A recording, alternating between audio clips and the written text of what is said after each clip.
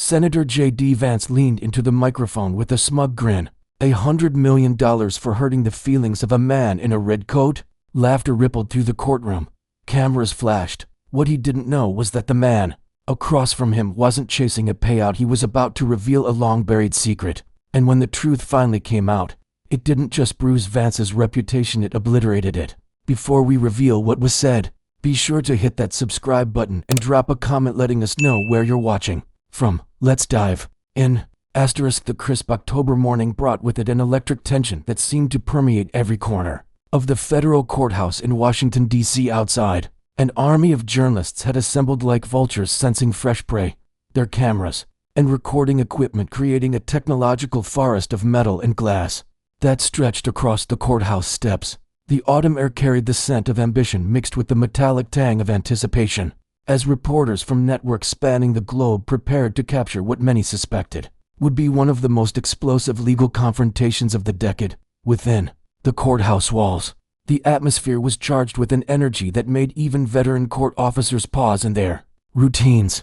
The main courtroom had been transformed into something resembling a modern coliseum, where reputations would be built and destroyed not through physical combat, but through the far more devastating weapons of truth and revelation. Every available seat had been claimed hours before the proceedings began, creating a packed gallery that included seasoned war correspondents who had covered conflicts in distant lands, constitutional scholars who understood the intricate dance of international law, and political strategists who could smell the approaching storm of scandal from miles away. The mahogany-paneled chamber buzzed with hushed conversations and the rhythmic clicking of laptop keys as journalists frantically typed their preliminary observations.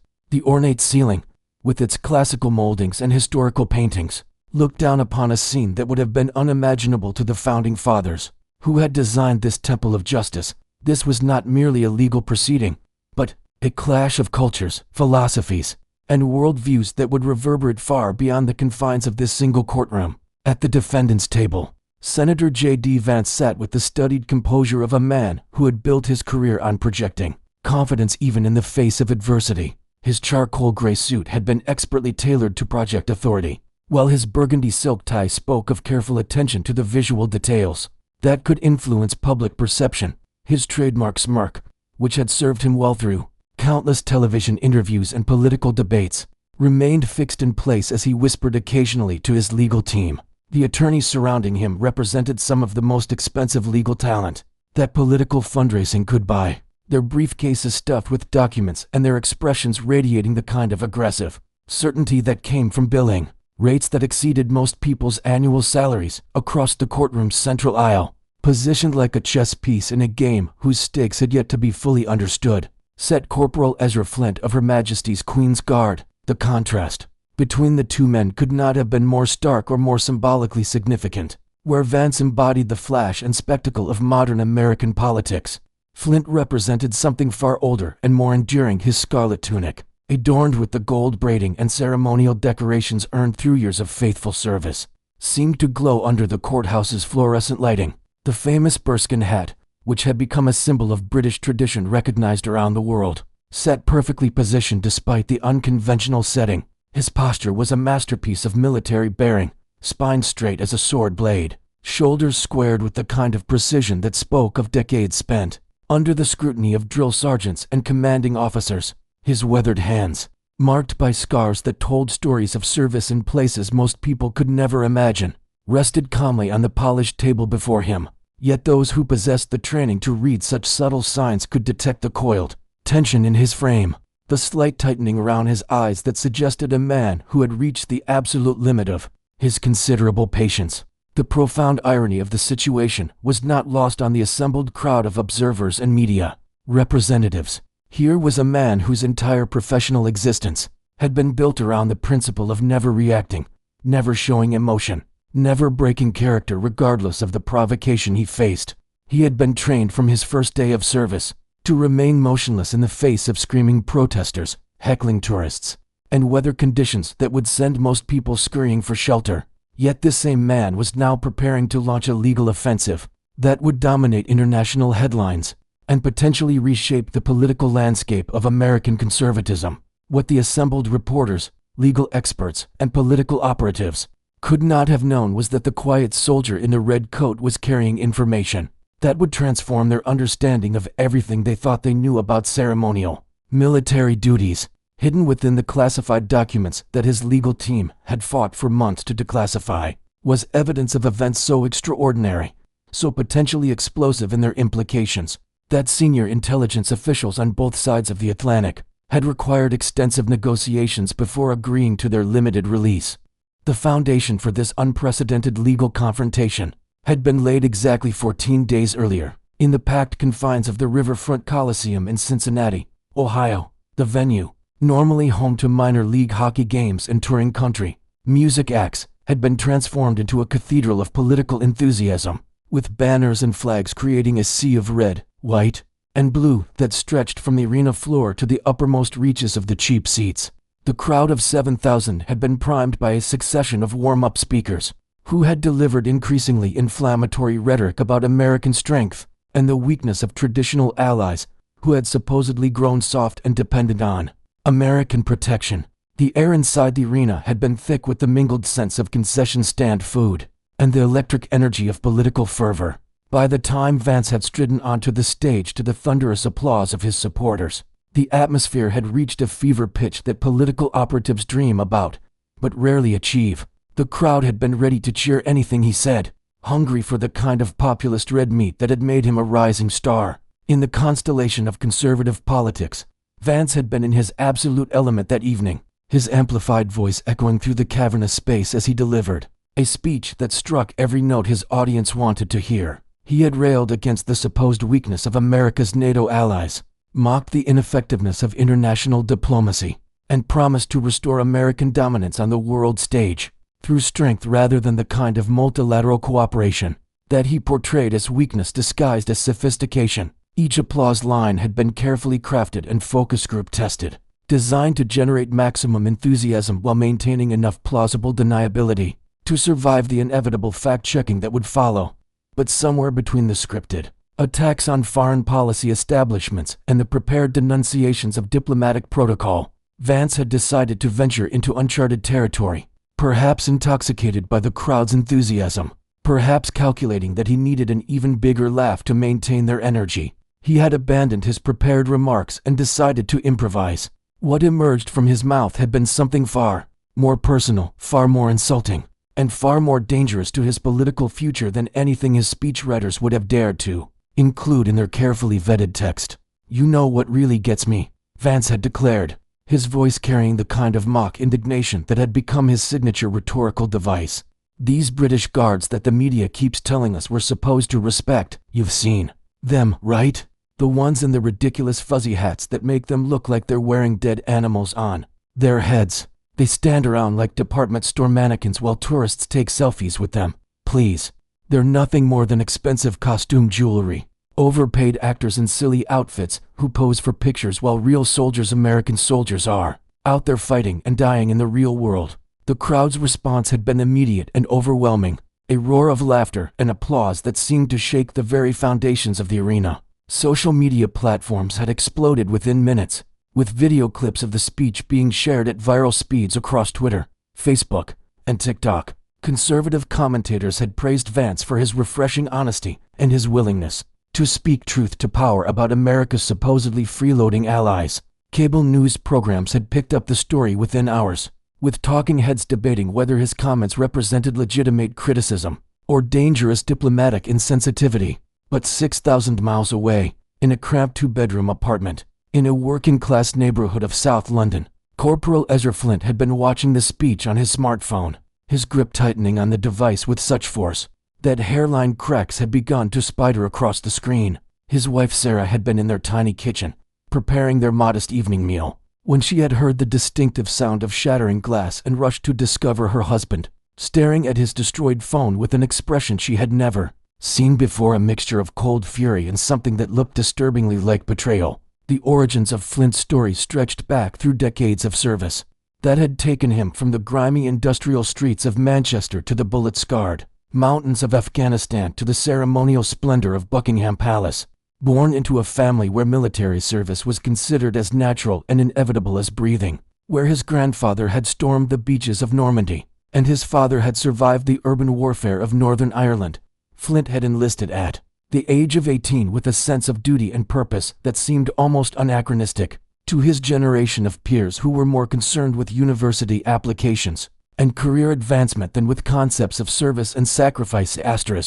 His formative years as a soldier had been spent in a harsh, unforgiving landscape of Afghanistan, where the rules of engagement were written in blood, and the margin for error was measured in heartbeats. It was there that he had learned the fundamental lessons that would shape the rest of his military career. That courage was not the absence of fear, but the decision to act despite it. That leadership meant being the first through the door when danger called, and that true strength was often found in silence rather than in the loud proclamations that impressed civilians but got soldiers killed. The memories of those deployments remained vivid in his mind, a collection of experiences that had forged his character in ways that most people could never understand. He could still recall with perfect clarity the improvised explosive device that had torn through his convoy, killing 3 of his closest friends and leaving him with shrapnel scars that would never fully fade. He remembered the 18-hour firefight where his unit had held off repeated Taliban attacks against overwhelming odds, and the night he had crawled through enemy territory to rescue a wounded comrade, spending 14 hours lying motionless in a drainage ditch while insurgent patrols passed within arm's reach. These experiences had taught him that the most important battles were often fought in silence, that the greatest victories were frequently the ones that nobody would ever hear about, and that true heroism was measured not in headlines or medals, but in the quiet satisfaction of knowing that good people were safe because of what you had done in the darkness, where no one was watching. When Flint had finally returned to Britain, his body bearing the invisible scars of combat and his mind carrying memories that would haunt his dreams for years to come, the prospect of transitioning to ceremonial duties had initially seemed like a cruel joke. The idea of standing motionless in an ornate uniform while tourists snapped photographs felt like an insult to everything he had sacrificed, everything he had endured, everything he had learned about the true nature of military service in the modern world. But his commanding officers had recognized something in him that even he had not fully understood, a unique combination of combat experience, psychological resilience, and the kind of unshakable self-discipline that made him ideally suited for what was actually one of the most demanding and dangerous assignments in the entire British military establishment. The Queen's Guard was not, as popular perception suggested, a ceremonial posting for soldiers who were past their prime or unsuited for real combat. It was an elite assignment that required capabilities that few soldiers possessed. The selection process had been grueling, involving not just physical fitness tests and weapons proficiency examinations, but psychological evaluations designed to identify individuals who could maintain perfect composure under extreme stress, while remaining constantly alert to potential threats. The training that followed had been unlike anything Flint had experienced. Even in his special forces preparation, he had been required to master the art of appearing completely motionless, while simultaneously maintaining complete situational awareness, to ignore physical discomfort and weather conditions that would incapacitate most people, and to project an image of ceremonial dignity while remaining ready to transition to lethal force. At a moment's notice, the mental discipline required was extraordinary, demanding a level of psychological control that bordered on the superhuman. Guards were expected to maintain perfect posture and bearing, while enduring hours of standing without movement, to remain expressionless in the face of tourists who tried everything from silly faces to outright physical contact to provoke a reaction, and to project an air of harmless pageantry while constantly scanning for threats that could materialize from any direction at any time. But what the general public failed to understand, what politicians like Vance could not comprehend, was that the Queen's Guard represented far more than ceremonial window dressing, designed to attract tourists and preserve historical traditions. Every member of the Guard was an active duty soldier drawn from elite units, many with extensive combat experience in the world's most dangerous theaters of operation. They were trained not just in ceremonial protocol, but in close protection techniques, crowd control methods, threat assessment procedures, and counterterrorism operations that would have impressed special forces units from any military in the world. The weapons they carried were real, though carefully concealed beneath their ceremonial uniforms. The intelligence briefings they received were comprehensive, covering everything from specific terrorist threats to the psychological profiles of known troublemakers who might attempt to disrupt their duties. They were connected to sophisticated surveillance networks that monitored every approach to their positions, and they were authorized to use lethal force if circumstances demanded it, though their training emphasized solutions that would not reveal the true nature of their capabilities to potential enemies. The iconic bearskin hats that Vance had mocked were worn by men who had survived firefights in places like Helmand Province and Basra, who had been selected for their current assignment not because they looked impressive in photographs, but because they possessed the rare combination of military expertise, psychological stability, and absolute reliability necessary to protect the most high-profile targets in the British Commonwealth while maintaining the illusion that they were nothing more than living museum pieces. Flint had not just met these demanding standards, he had exceeded them in ways that had impressed even his most experienced instructors. His combat experience had given him an almost supernatural ability to read crowds and identify potential threats, while his psychological resilience had allowed him to maintain perfect composure under conditions that would have broken lesser men. He could track multiple subjects simultaneously while appearing to stare straight ahead, assess body language and behavioral patterns with the skill of a trained profiler, and transition from ceremonial bearing to combat readiness with a speed that bordered on the impossible. But perhaps most importantly, he had understood something that many soldiers never grasped, that the most effective protection often came not from visible displays of force, but from the kind of quiet vigilance that allowed threats to be identified and neutralized before they could develop into crises. The tourist who saw him as an quaint anachronism was seeing exactly what he wanted them to see, while his real attention was focused on scanning for the signs of danger that most people would never notice. His wife Sarah had initially been proud of her husband's selection for such a prestigious assignment, had bragged to her friends and family about his posting to one of the most recognizable military units in the world. But as the months and years had passed, she had begun to understand the psychological toll that the position was taking on him. The constant vigilance required to maintain security, while appearing relaxed and ceremonial, was exhausting in ways that most people could never imagine. He would return home each day physically and mentally drained, his nervous system still wired for threat detection even in the safety of their small apartment. She had learned to recognize the signs of his stress, the way his jaw would tighten when he encountered particularly obnoxious tourists, the slight tremor in his hands when he came home after days when the threat level had been elevated, the distant look in his eyes when he retreated into memories of combat that he could share with no one except those who had been there with him. She had watched him struggle with the disconnect between his public role as a living tourist attraction and his private reality as a highly trained warrior who was constantly prepared for violence that might never come. The evening that Vance's speech had gone viral, Sarah had discovered her husband in their modest living room, surrounded by the mementos of his military service.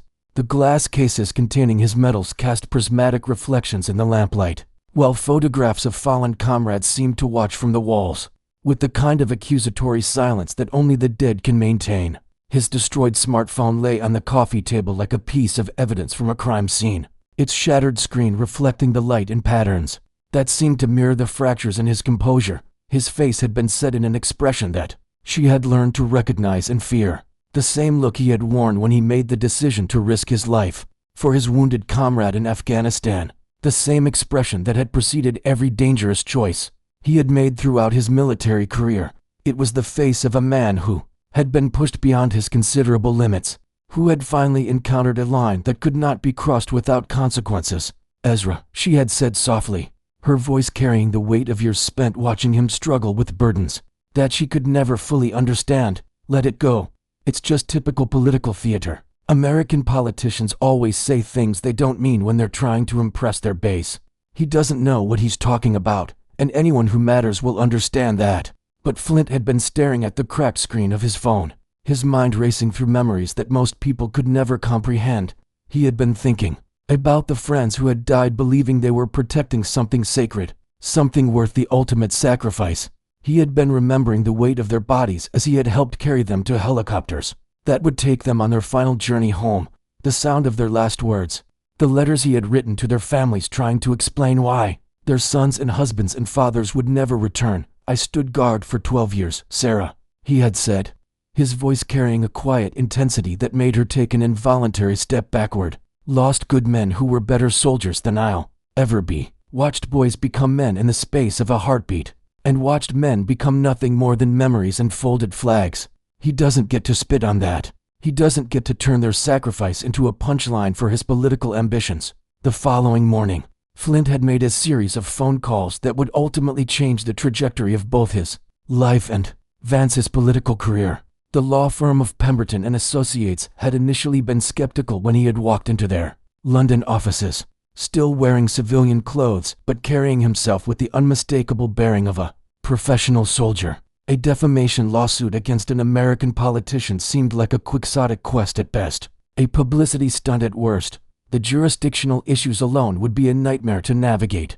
Never mind the diplomatic complications and the difficulty of proving damages in a case that crossed international boundaries and involved questions of sovereign immunity. But something in Flint's quiet intensity had convinced the senior partner, Margaret Pemberton, to take the case. She had seen something in his eyes that reminded her of her own father, a veteran of the Falklands War who had never quite been able to articulate what he had experienced during those brief, brutal months in the South Atlantic. She had recognized the expression of a man who had been pushed beyond his breaking point, who had finally decided that some insults were too profound to be ignored, some lines too sacred to be crossed without consequences. The legal filing had been crafted with the precision of a military operation, each word carefully chosen to maximize impact while minimizing the opportunities for procedural challenges. The headline figure of $100 million had been calculated not just for its shock value, but as a serious attempt to quantify the damage that Vance's comments had done to the reputation and dignity of every soldier who had ever worn the uniform of the Queen's Guard. The media explosion that followed had been immediate and overwhelming, with headlines screaming across both sides of the Atlantic, "Royal Guard sues U.S. Senator for $100 million. The story had been picked up by every major news outlet within hours, generating coverage that ranged from serious legal analysis to satirical commentary on what many perceived as an impossible legal challenge. Late-night talk show hosts had mocked the lawsuit as evidence of British oversensitivity, while legal experts had debated the complex jurisdictional issues that would need to be resolved before the case could proceed. Political commentators had immediately seized on the story as evidence of various broader themes. Conservatives had portrayed it as another example of foreign attempts to silence American free speech, while liberals had used it to highlight what they saw as the casual disrespect that populist politicians showed toward military service. The case had become a partisan football almost immediately, with each side using it to score points while completely missing the deeper issues of honor, respect, and the true nature of military service that were actually at stake. Vance's response had been swift and dismissive, with his press secretary issuing a statement that characterized the lawsuit as another frivolous legal action from people who apparently can't handle the robust political discourse that is the hallmark of American democracy. Conservative media personalities had rallied to his defense, portraying him as a victim of political correctness run amok and foreign interference in American political debate. The narrative they constructed was one of an honest American politician being persecuted for telling uncomfortable truths about military realities. But behind the media circus and political posturing, Flint's legal team had been working with the methodical precision of a military campaign. They had gathered testimonials from current and former members of the Queen's Guard, documenting the extensive training requirements, the psychological demands of the position, and the actual responsibilities that went far beyond what the public understood. They had compiled evidence of the Guard's real role in British security operations, their training in counterterrorism and threat assessment, and their integration into the broader intelligence network that protected the United Kingdom from enemies both foreign and domestic. What they had discovered during their investigation had surprised even them, revealing a world of hidden responsibilities and classified operations that completely contradicted the popular image of the Queen's Guard as ceremonial decoration. The documents they had obtained through Freedom of Information requests and intelligence declassification procedures painted a picture of a military unit that combined the highest levels of training and professionalism with operational responsibilities that would have impressed special forces units from any military in the world. But it was the classified incident report from May 22, 2017, that had transformed their defamation case into something far more significant and far more dangerous to Vance's political future. The document had been buried so deep in the intelligence archives that even most senior government officials had been unaware of its existence. The operation it described had been so sensitive, so potentially destabilizing in its implications, that it had been classified at the highest levels of both British and American intelligence services. The incident had been deemed so operationally sensitive that knowledge of it had been restricted to fewer than 24 individuals across both governments. The decision to declassify even a heavily redacted version of the report for use in the lawsuit had required negotiations at the highest levels of both the British and American intelligence communities, with officials apparently concluding that Vance's insult had crossed a line that could not be ignored without consequences. The morning of May 22, 2017, had begun like countless others in Flint's military career. He had risen at 0500 hours, following the same rigid routine that had sustained him through years of service. Physical training to maintain the fitness standards required for his position, meticulous inspection of his equipment to ensure that every piece of gear met the exacting standards of the Queen's Guard, and careful review of the intelligence briefings that provided essential context for the day's duties.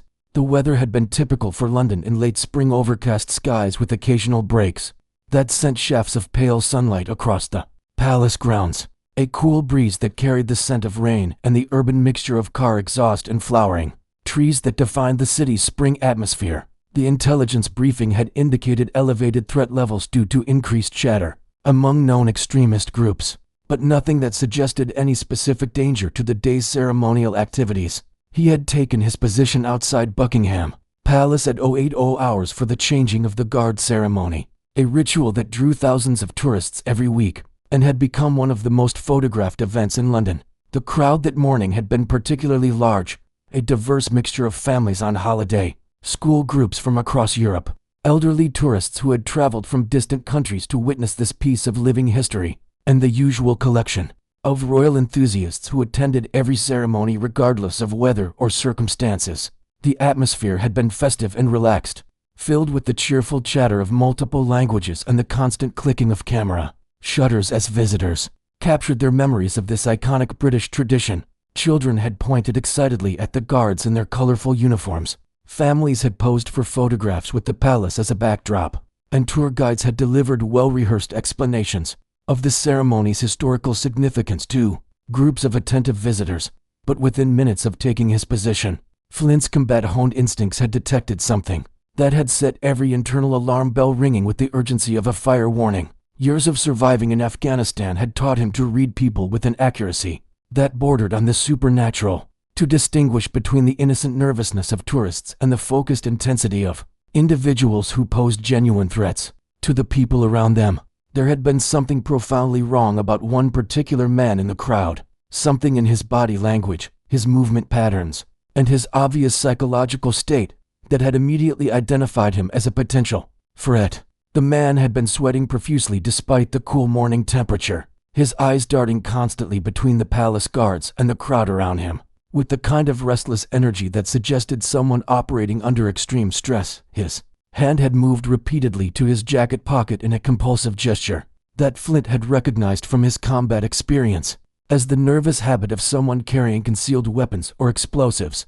But it had been the man's movement through the crowd that had really caught Flint's attention. Unlike the other tourists who wandered aimlessly while enjoying the spectacle, this individual had been moving with purpose, pushing through the throng of visitors with the single-minded determination of someone who had a specific objective that had nothing to do with sightseeing or photography. His path had been taking him steadily closer to the palace gates, and more importantly, closer to the densest concentration of families and children who had gathered to watch the ceremony. Through his nearly invisible earpiece, Flint had heard the routine communications of the security detail, casual observations about crowd size, weather conditions, and the timing of the ceremony that indicated no awareness of the threat that was developing mere feet away from dozens of innocent people. The other guards had been focused on their ceremonial duties, maintaining the precise timing and choreography that made the ceremony a spectacle worthy of international attention. That's when Flint had spotted the thin copper wires that had been partially concealed beneath the man's jacket, running from what appeared to be a substantial device in his pocket to a triggering mechanism that he was gripping with increasing desperation. The realization had hit him like a physical blow. A moment of absolute clarity that had transformed his understanding of the situation. From routine security monitoring to imminent mass casualty event. This wasn't just a tourist behaving strangely, this was a suicide bomber, and he was moving inexorably toward a target-rich environment filled with the kind of innocent victims that terrorists dreamed about.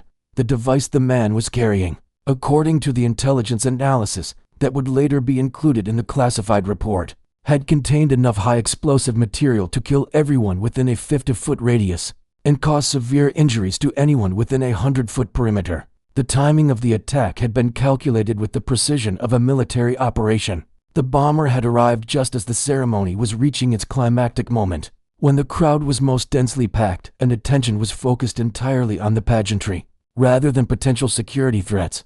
The psychological profile that intelligence analysts would later construct had revealed a man who had been radicalized through online extremist content, trained in bomb-making techniques by handlers who had remained safely distant from the actual operation, and convinced that his martyrdom would strike a blow against Western civilization that would inspire countless others to follow his example. He had been part of a larger network that had been planning coordinated attacks across London, with the Buckingham Palace bombing intended to serve as the opening salvo in a campaign of terror that would have dominated headlines for months. In that moment of recognition, Flint's military training had taken over with the automatic precision of a machine, switching into combat mode without moving a single muscle in his face, without giving any visible indication that he had identified a threat.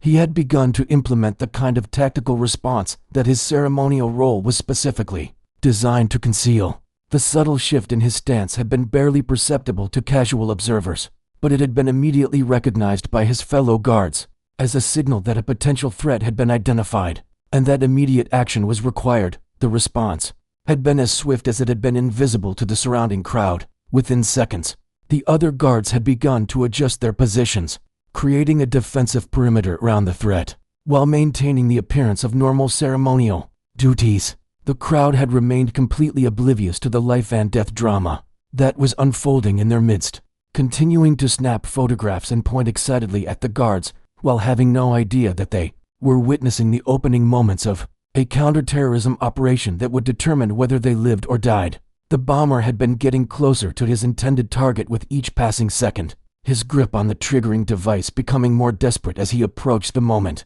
when he would complete his mission.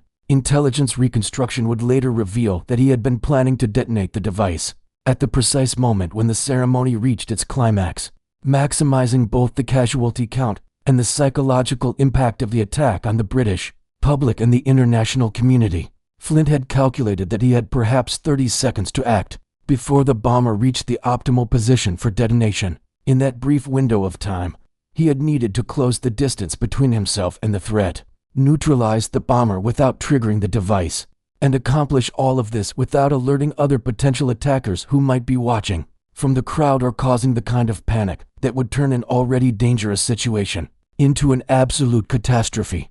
The solution that had formed in his mind had been as elegant as it had been deadly, a plan that would neutralize the threat while maintaining the operational security that was essential to the Guard's counterterrorism mission. Moving with the fluid grace of a predator who had spent years perfecting the art of violence, Flint had stepped forward from his ceremonial position, his massive frame intercepting the bomber's path with what appeared to be nothing more than a routine adjustment of his stance. To the thousands of tourists who had been watching the ceremony, it had looked like a minor repositioning, the kind of subtle movement that guards made periodically to maintain their vigilance or get a better view of the proceedings. Families had continued taking photographs, children had continued pointing and laughing, and the general atmosphere of festive celebration had continued unchanged. In reality, they had been witnessing the opening move of a takedown that would have impressed special forces instructors and saved hundreds of lives.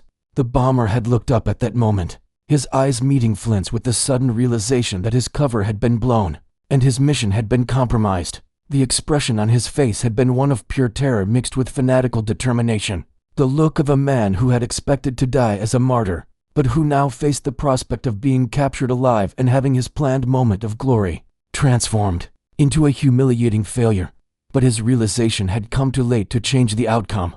Flint's hand had already moved with the precision of a surgeon and the speed of a striking snake. closing around the bomber's wrist with enough force to prevent him from triggering the device while simultaneously applying a blood choke that would render him unconscious within seconds. The technique had been perfected during years of hand-to-hand combat training, designed to incapacitate opponents without causing permanent damage, and without creating the kind of violent spectacle that would alert other potential threats. The bomber's eyes had rolled back in his head as consciousness fled, his body going limp as the flow of blood to his brain was temporarily interrupted. His grip on the triggering device had loosened, allowing Flint to carefully remove it without risking accidental detonation. The entire confrontation had lasted less than 30 seconds, executed with such professional precision that the surrounding crowd had barely noticed that anything unusual had occurred. To the families and tourists who had been watching from nearby, it had appeared that one of the guards had stepped forward to assist a man who had stumbled or felt faint, perhaps overcome by the excitement of the ceremony or the effects of standing too long in the crowd. They had continued their conversations and photo-taking, completely unaware that they had just witnessed the prevention of what would have been one of the most devastating terrorist attacks in British history. The aftermath had been orchestrated with the same precision as the takedown itself. Plainclothes security officers had materialized from the crowd, as if they had been waiting for exactly this moment, their movements so smooth and natural that they had seemed to be nothing more than helpful bystanders offering assistance to someone who had experienced a medical emergency. The unconscious bomber had been quickly but carefully removed from the scene, transported to a secure facility where he would face interrogation by specialists trained in extracting information from captured terrorists. The explosive device had then disarmed by technicians who had been standing by in case the situation had escalated beyond what the guards could handle alone, their expertise ensuring that the deadly payload would never threaten innocent lives again. Within an hour, the palace grounds had returned to their normal state of controlled chaos, with new crowds of tourists arriving to witness the pageantry that had continued uninterrupted. Despite the life and death drama that had unfolded in their midst, the security services had preferred this outcome above all others, operating under protocols that emphasized preventing terrorist attacks without creating the kind of media coverage that might inspire copycat operations or reveal operational methods to other terrorist cells. The official policy had always been to neutralize threats as quietly as possible, allowing the public to go about their daily lives without the constant fear that would result from knowing how frequently such dangers were identified and eliminated. The captured bomber had been subjected to intensive interrogation techniques that had revealed the full scope of his network's plans and capabilities. His terrorist cell had been systematically dismantled over the following weeks, with arrests conducted so discreetly that the media had never connected them to the incident at Buckingham Palace.